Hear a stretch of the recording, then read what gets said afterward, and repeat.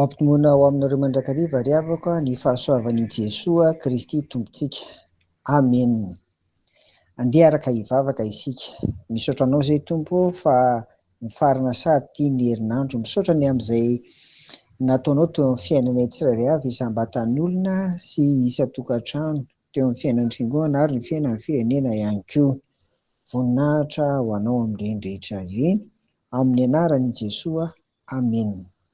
Ny filazantsara sinoptika ry havana, Matio, Marka ary ny Lioka dia mitovy ny fitantarany. Ny amin'ny fotoana farany nenan'i Jesoa teo amin'ny hazo fijaliana ny zoma masina. Toy izao izany: maizina ny tany rehetra nanomboka tamin'ny 12 ora atoandro ka hatramin'ny 3 ora. Ary nisy koa ny antso izay nataon'i Jesoa hoe: Andriamanitra, nahoana no dia mahafoy ahy ianao? Dia maty. Ary koa nisy toe-javatra niseho koa dia tsy inona akory fa ilay efitra lamba tao amin'ny tempoly dia tritra ihany koa. Dia toy izao ary ny fitantaran'i Marka an'izany toe-javatra izany.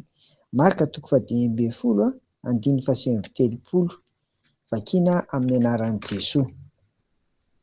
Ary ny kapiteny izay nijanona tandrifiny, raha nahita fa afaka toy izany ny ainy, dia nanao hoe: marina tokoa fa zanak'Andriamanitra io lehilahy io. Gaga mantsy ity kapiteny Raomanina ity, fa tsy fahita mihitsy izao toe-javatra izao. Atoandro nefa maizina. Ary indrindra vao tamin'ny 7 ora maraina Jesoa no nanomboka nifatsihana teo amin'ny hazo fijaliana, amin'ny 3 ora dia maty sahady izy.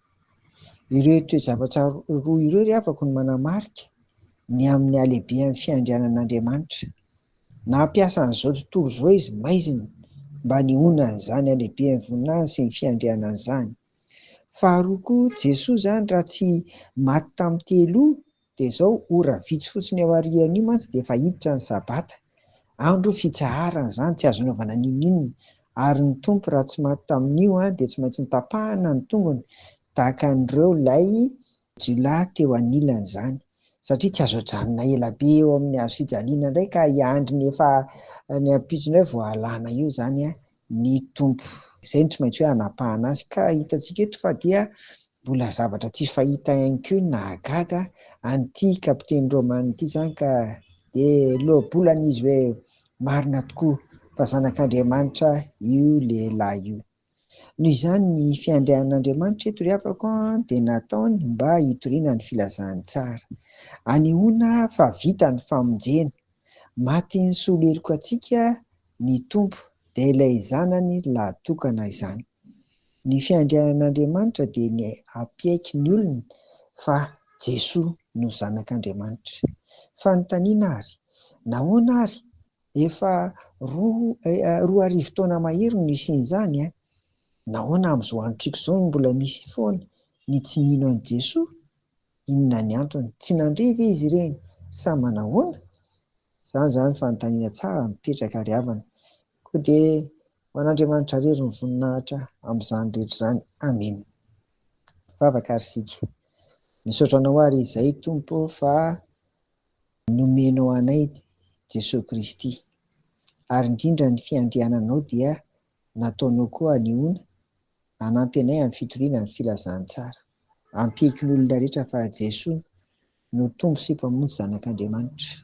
Koa ampio izay mba afaka hanohy ny fitoriana ny filazantsara, afaka hanatanteraka an'izany ka mba ho maro tokoa ny an'olon-tena anaiky tahaka an'ity kapiteny Raomanina ity fa Jesoa no zanak'Andriamanitra. Amin'ny anaranao Jesoa no nanaovanay an'izany vavaka izany. Amen.